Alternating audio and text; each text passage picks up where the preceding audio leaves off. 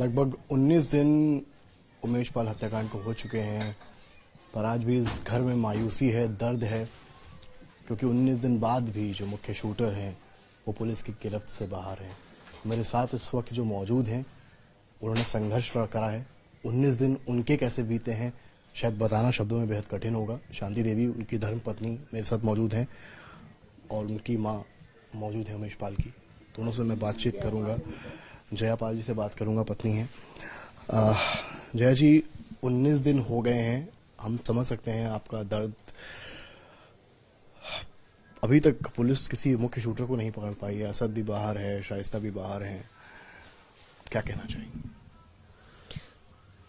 मैं प्रशासन से सिर्फ यही कहूंगी कि जो कुछ देख रहे हैं मैं तो जा नहीं सकती। मेरे परम पूज्य जो है बाबा साहब पिता के समान है हमारे, वो मैं उनसे ही रिक्वेस्ट करूंगी कि बार बार ये कहूंगी कि मुझे न्याय दिलाएं, मेरे आदमी के कातिलों को खत्म करें। वो जहां हैं उनको वहां से लाकर यूपी में ला करके कम से कम जो उसका प्रशासन शासन चल रहा था अब तक, उसका खौफ चल रहा था सबके दिमागों पर, वो खत्म हो किसी प्रकार से। ये है अतीक अहमद अशरफ और उनका बेटा, इनका खात्मा होना जरूरी है, क्योंकि बाकी जो लड़के उनके साथ गुर्गे थे तो वो तो बाद में अपने आप ही सब खत्म हो जाएंगे, लेकिन इन तीनों का जब तक खात्मा नहीं होता है, और शाइस्ता परवीन जो इसमें मुख्य भूमिका निभाने लगी हैं, उनका भी इसी तरह से अंजाम होना चाहिए। आप खुद एक महिला हैं, आप उमेश पाल की धर्मपत्नी हैं, शाइस्ता अतीक अहमद की पत्नी हैं।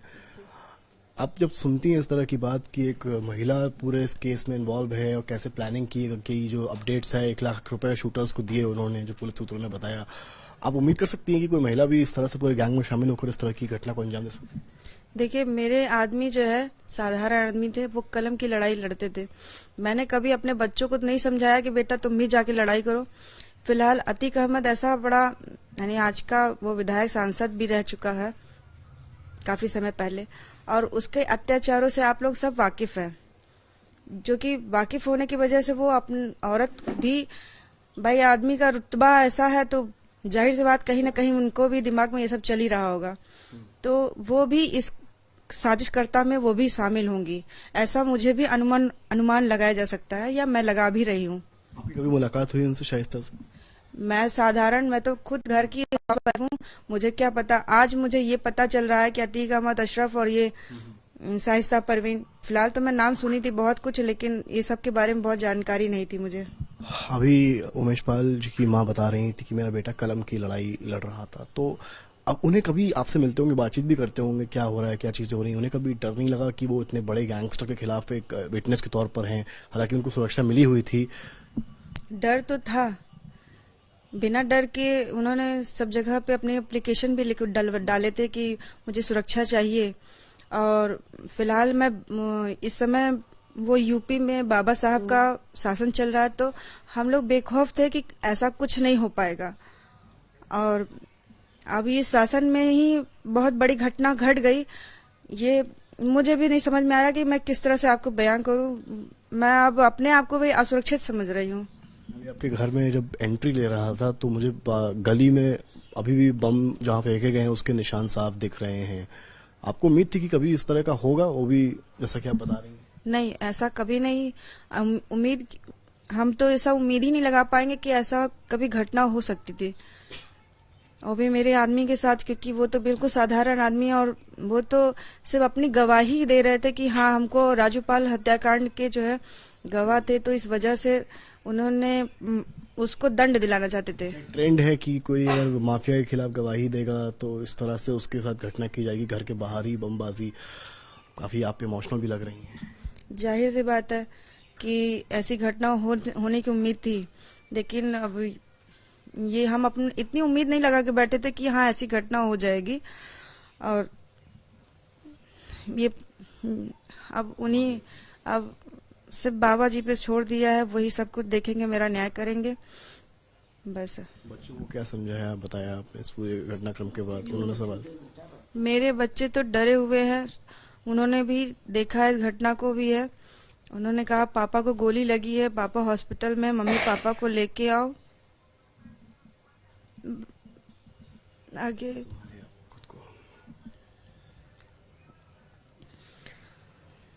अभी तक इस बात का इल्म नहीं है? नहीं, उन्हें सिर्फ यही पता है कि पापा हॉस्पिटल में हैं। बाकी बाबा जी पे छोड़ दिया है, वही मेरा न्याय दिलाएंगे मुझे।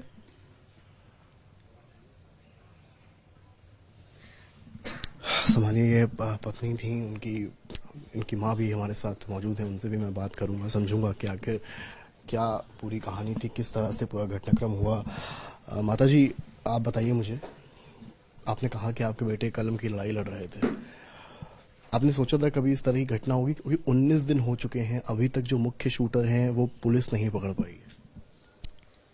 देखिए बेटा, मेरा बेटा एक एडवोकेट था, वो कलम की लड़ाई लड़ता था। मेरे बेटे की किसी से कोई लड़ाई झगड़ा नहीं था, मात्र राजूपाल के हत्याकांड के मुख्य गवाह थे। 1.5 साल बाद मेरे बेटे का अपहरण कर लिया। बाद मेरा बेटा अपना केस लड़ रहा था, लेकिन हम लोगों को ये विश्वास नहीं था कि ऐसा ये कांड कराएगा। लेकिन अब इतने ये गुंडे पाल रखा है, इसका यही एक धंधा था। हम लोगों को एक पैसे का कोई उम्मीद नहीं था। मेरे बेटे को चक्री बना करके मार डाला।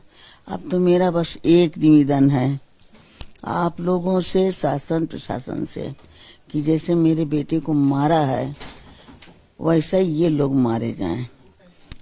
खून का बदला खून।